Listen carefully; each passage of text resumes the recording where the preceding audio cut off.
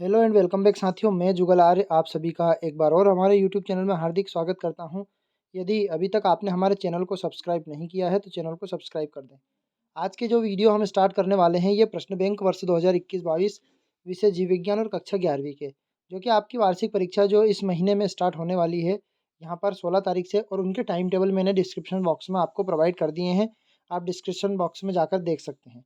और मैंने केमिस्ट्री की संपूर्ण क्वेश्चन बैंक आपके लिए बनाकर तैयार कर दी है, वहाँ देखें और ध्यान से समझें। अब मैं आप लोगों का ज़्यादा समय ना लेते हुए यहाँ क्वेश्चन बैंक आपके मध्य प्रदेश बोर्ड द्वारा जारी की गई है, माध्यमिक शिक्षा मंडल भोपाल। यहाँ पर ब्लूप्रिंट भी जारी कर दिया गया है। यहाँ हमारी 5 इकाई में इस जीव विज्ञान को बांटा गया है, जिसमें से मैं आपको ये भी बताने वाला हूँ कौन सा पार्ट हटा दिया गया है और कौन सा पार्ट रखा गया है।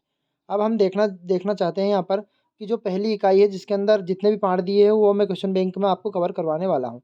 ये टोटल आपकी 12 नंबर की है। 12 में से 5 नंबर के विकल्प आने वाले हैं, 2 नंबर के 2 प्रश्न आने वाले हैं और 3 नंबर का एक प्रश्न।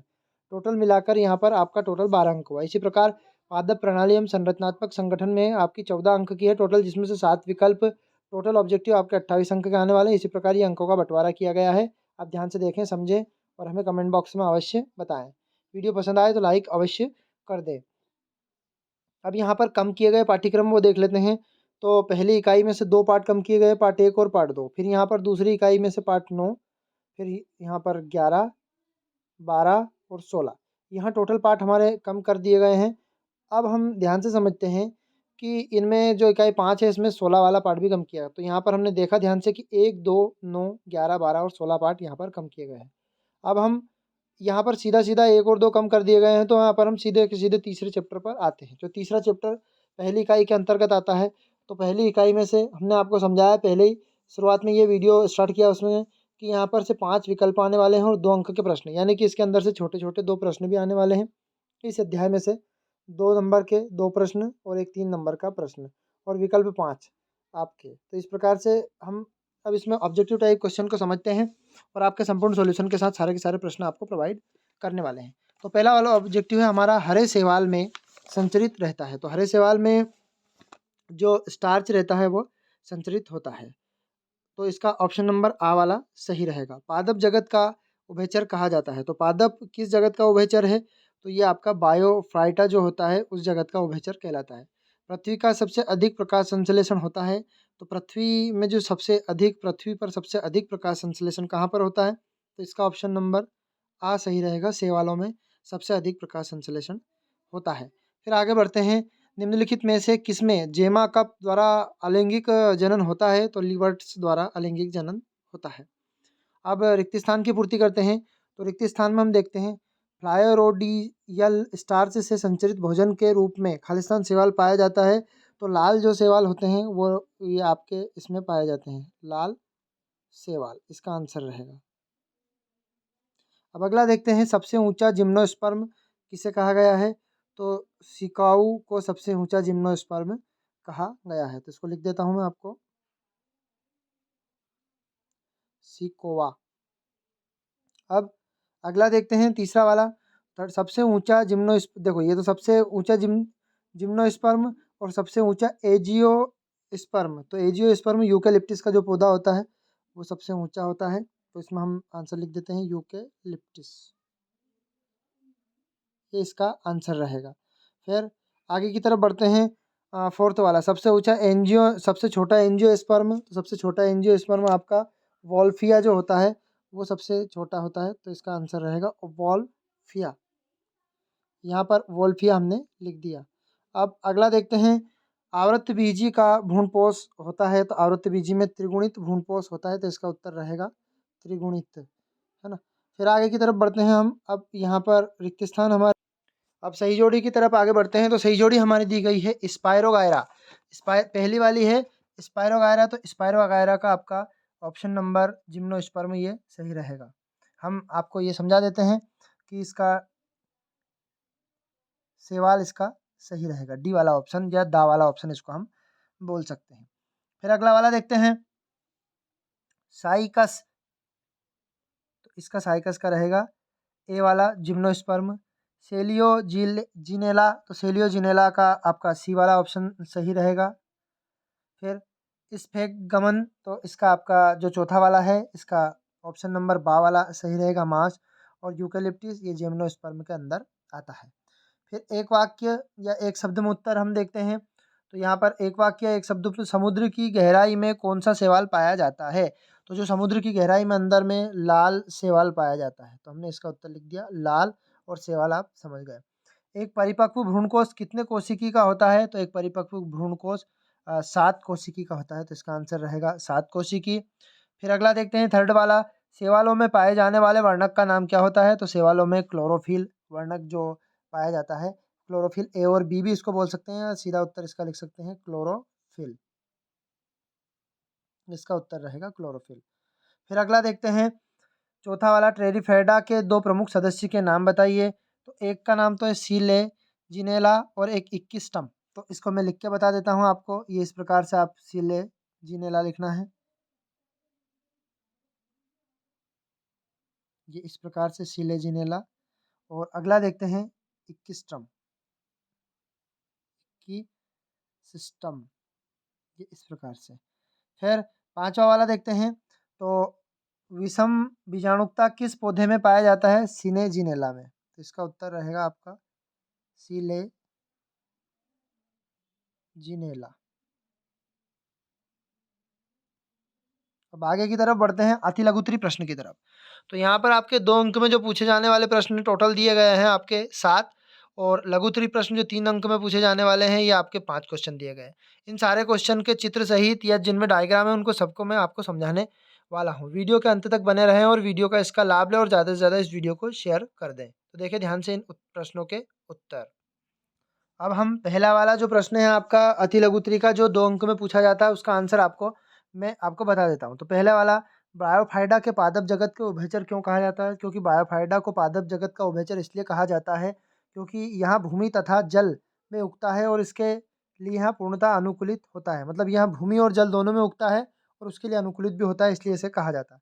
अब फिर अगला देखते हैं, विषम जीवाणुकता का अर्थ स्पष्ट कीजिए। तो विषम जीवाणुकता क्या होती है? यहाँ पर हमें 2 अंक का लिखना है, तो आप सिंपल सी भाषा में सीधा छोटा-सा भी लिख सकते हैं। तो पौधे के 2 प्रकार होते हैं, लघु और गुरु बनाते हैं, जिसे इस घटना को विषम जीवाणुकता कहते हैं। यहाँ पर भी आप इसको लिख सकते हैं कि, और यहाँ घटना प्रजाति वंश में पाई जाती है, तथा यहाँ टेरिफोइडा के सर्वप्रथम सेनिजेला में देखी गई थी। विषम जीवाणुकता पौधे में बीजों का निर्माण के लिए एक महत्वपूर्ण महत्वपूर्ण एवं आवश्यक घटना है। तो यहाँ पर आप सीधा पौधे के 2 प्रकार होते हैं, एक लघु लघु बीजाणुकता और एक गुरु बीजाणुकता। इन घटनाओं को विषम जीवाणुकता कहते हैं। ये आप 2 अंक में यहाँ तक इसको लिख सकते हैं, तो भी आपके 2 अंक आपको प्रदान कर देंगे। द्विनिषेचन को स्पष्ट कीजिए। तो द्विनिषेचन क्या होता है? भ्रूण में पहली बार एक नर युग्म द्वारा अंड का निषेचन होता है, और दूसरी बार नर युग्म द्वारा द्वितीय न्यूक्लियोफाइट्स में निषेचित होता है। आवृत्त बीजों का यहाँ विचित्र व्यवहार निषेचन द्विनिषेचन के नाम से जाना जाता है। इसे द्विनिषेचन भी कहते हैं। यहाँ तक आप इसको नोट करके लिख सकते हैं। ये आपके लिए सही रहेगा 2 अंकीय प्रश्न, क्योंकि ये आपसे बड़ा निबंधात्मक प्रश्न नहीं पूछा है, ये आपको डायग्रामेटिकल रूप से इसको समझाया है। अब द्विनिषेचन के महत्व यदि पूछ ले, तो द्विनिषेचन के महत्व आपको लिखने हैं। वैसे इसमें द्विनिषेचन के महत्व नहीं पूछे, फिर भी हम आपको महत्व बता देते हैं। त्रिसंलयन को स्पष्ट कीजिए। तो त्रिसंलयन क्या होता है? त्रिसंलयन आवृत्त बीजों द्वारा प्रदर्शित विशिष्ट परिघटना निषेचन का एक नया चरण है, जो इस घटना के 3 अगुणित केंद्रों का संलयन होता है, तथा यहाँ त्रिसंलयन कहलाता है। यहाँ पर आपका आंसर कंप्लीट हो जाता है। आपको ज़्यादा इसको बड़ा या चढ़ाकर लिखना नहीं है, क्योंकि सटीक भाषा में और स्पष्ट रूप से आपको लिखना है। फिर आगे की तरफ बढ़ते हैं 5वें वाले क्वेश्चन की तरफ। यहाँ पर त्रिगुणित के बारे में बताया, शैवालों के 2 प्रमुख लक्षण। हाँ, तो यहाँ लिखते हैं शैवालों के प्रमुख लक्षण। तो यहाँ पर 6 लक्षण दिए हैं, इनमें से आप 2 लक्षण कोई से भी छाँट सकते हैं, और सरल वाले तो मैं आपको बता देता हूँ। नंबर 1 पहला तो आप ये लिख सकते हैं कि इनकी कोशिका भित्ति सेल्यूलोज की बनी हुई होती है, और इनमें भोज्य पदार्थ मड के रूप में प्राप्त होते हैं। 3 याद कर लें, इसमें प्रजनन काया की लैंगिक और अलैंगिक तीनों विधियों द्वारा होता है। तो यहाँ पर हमने इसके महत्व को पढ़ा, शैवालों के प्रमुख लक्षणों को पढ़ा। अब अगला वाला क्वेश्चन देखते हैं, कृत्रिम वर्गीकरण को स्पष्ट कीजिए। तो यहाँ पर हम कृत्रिम वर्गीकरण में भी ये लेंथी क्वेश्चन है, लेकिन मैं आपको सिंपल सा आपको समझा देता हूँ कि इस प्रकार के वर्गीकरण में पौधों को एक या कुछ मुख्य लक्षणों के आधार पर वर्गीकृत किया जाता है। इस वर्गीकरण में पौधे को एक या उससे कुछ मुख्य लक्षण के आधार पर वर्गीकृत किया जाता है। इस वर्गीकरण को सबसे बड़ा दोष माना जाता है, और जो लक्षण वर्गीकरण में चुना जाता है, उस पौधे की समानताओं के कारण अंतर संबंध को दर्शाता है, और इसी को ही कृत्रिम वर्गीकरण से स्पष्ट कर दिया जाता है। अब 7वां वाला क्वेश्चन देखते हैं। इसका अगला इतना बड़ा लिखने की आवश्यकता नहीं है। यहाँ पर हम देखते हैं प्राकृतिक वर्गीकरण को स्पष्ट कीजिए। तो प्राकृतिक पद्धति, इस वर्गीकरण में पौधे की उनकी संरचनात्मक समानता एवं प्राकृतिक बंधुता के आधार पर वर्गीकृत किया गया है। इस वर्गीकरण में पौधे को उनकी जटिलता के बढ़ते हुए क्रम में व्यवस्थित किया जाता है। यह हमने प्राकृतिक वर्गीकरण के बारे में समझा। अब हम लघु उत्तरीय प्रश्न, जो 3 अंक के प्रश्न होते हैं, उनकी तरफ बढ़ते हैं। तो पहले मैं इस प्रश्न को आपको बता देता हूँ कि ये 3 अंक में आने की संभावना है और ये मोस्ट इंपोर्टेंट प्रश्न है इस अध्याय का। लक्षण, आवृत्ति बीज एवं आवृत्ति बीज। तो यहाँ आपके 3 अंक में आना है, तो तीनों पॉइंट हम कर सकते हैं। नंबर 1, यहाँ इसमें आवृत्ति बीज में पुष्प अनुपस्थित होते हैं और अनावृत्त बीज में पुष्प उपस्थित होते हैं। यहाँ जो आवृत्त बीज होते हैं, इनमें जननांग शंकुकाओं पर उत्पन्न होते हैं और इसमें पुष्प में पाए जाते हैं। थर्ड वाला बीजांड एवं बीज, तो बीजांड के अभाव में खुले होते हैं और इसमें इसके अंदर बंद होते हैं। ये खुले होते हैं कौन? आवृत्त बीज में बीजांड खुले होते हैं और इसमें बंद होते हैं। ये 3 पॉइंट। अब चाहे तो आपको जो इसमें से उचित लगे वो पॉइंट पे आप पढ़ सकते हैं। जैसे 7वां वाला सरल है थोड़ा सा, इसका उदाहरण याद जरूर होना चाहिए, साइकस और पाइनस, और इसका आम, मक्का और चना, गेहूं इत्यादि इसके उदाहरण है। ये हो गए 3 अंक के 3 पॉइंट हमने बता दिए। बाकी इसमें 6-7 पॉइंट है, आपको जो अच्छा लगे वो पॉइंट आप याद कर सकते हैं। अब दूसरा वाला, सेकेंड वाला क्वेश्चन हम देखते हैं। तो सेकेंड वाला क्वेश्चन में दिया गया है द्विबीजपत्र एवं एक बीजपत्र में अंतर बताइए। तो इसमें 3 अंतर, जैसे जड़, इसमें मूसला जड़ होती है और इसमें अपस्थानिक एवं शाखाई जड़ होती है। इसमें पत्तियां प्रायः पर्णवृंत उपस्थित होता है और उसमें समांतर शिराविन्यास उपस्थित होता है। पत्तियों में जलिकाय व्रत शिराविन्यास होता है और इसमें पत्तिकाय समानांतर शिराविन्यास होता है। तो यहाँ पर 3 पॉइंट कंप्लीट करने, जैसे पुष्प, जैसे इसके अंदर पुष्प पंचयती चतुर्थी और पुष्प त्रिस्थी होता है। इसमें भ्रूण, किसमें? बीजपत्र में जो भ्रूण 2 बीजपत्र पाए जाते हैं, इसमें भ्रूण में 1 बीजपत्र पाया जाता है। तो यहाँ पर द्विबीजपत्र और एक बीजपत्र में अंतर। अब लिवर्ट एवं मांस में अंतर बताना है, तो मॉस में अंतर बताना है, तो लिवर्ट, यहाँ लिवर्ट मेनेटोफाइटा या थैलस का पर्ण होता है और इसमें गेमेटोफाइटा एवं पर्णहरिम का समूह होता है। यहाँ लिवर्ट्स डायलिसिस स्टोरिक रेडियल है और इसमें मांस के लिए कहीं रेडियल होता है।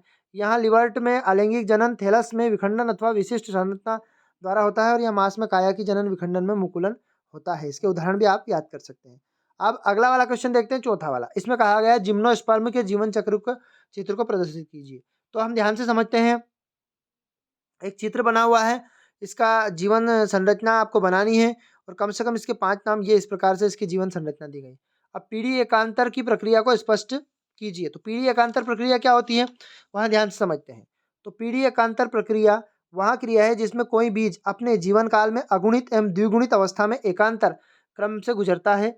ऐसे जीवों को युग्म द्विभेदी या ग्रेमिटोफाइडा एवं बीजाणुभेदी की पीढ़ी क्रम में बनती हुई होती है। और मास चक्र इसका क्या होता है?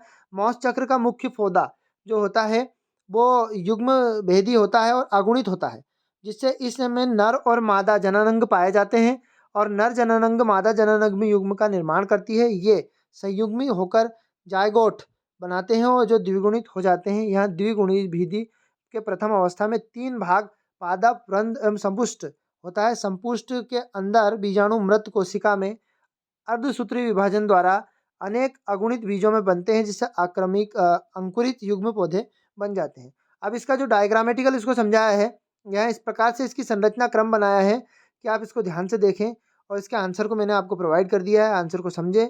और इस वीडियो में मैंने संपूर्ण अध्याय जो 3 है उसको कवर करवाया है और जो 2 और आपका 1 और 2 हटाया गया है उसको मैंने नहीं बताया है। अब अगले वीडियो में मैं जंतु जगत अध्याय 4 आपके लिए लेकर आ रहा हूँ और पुराने वीडियो की लिंक जो है आपकी डिस्क्रिप्शन बॉक्स में आपको मिल जाएगी, जो कि मैंने रसायन विज्ञान के कंप्लीट करवाए हैं। और हमारे चैनल के माध्यम से इसी प्रकार आपकी तैयारी हम करवाते रहेंगे। तो जल्द मिलते हैं आपसे अगले वीडियो में। टाटा, बाय बाय, जय हिंद साथियों।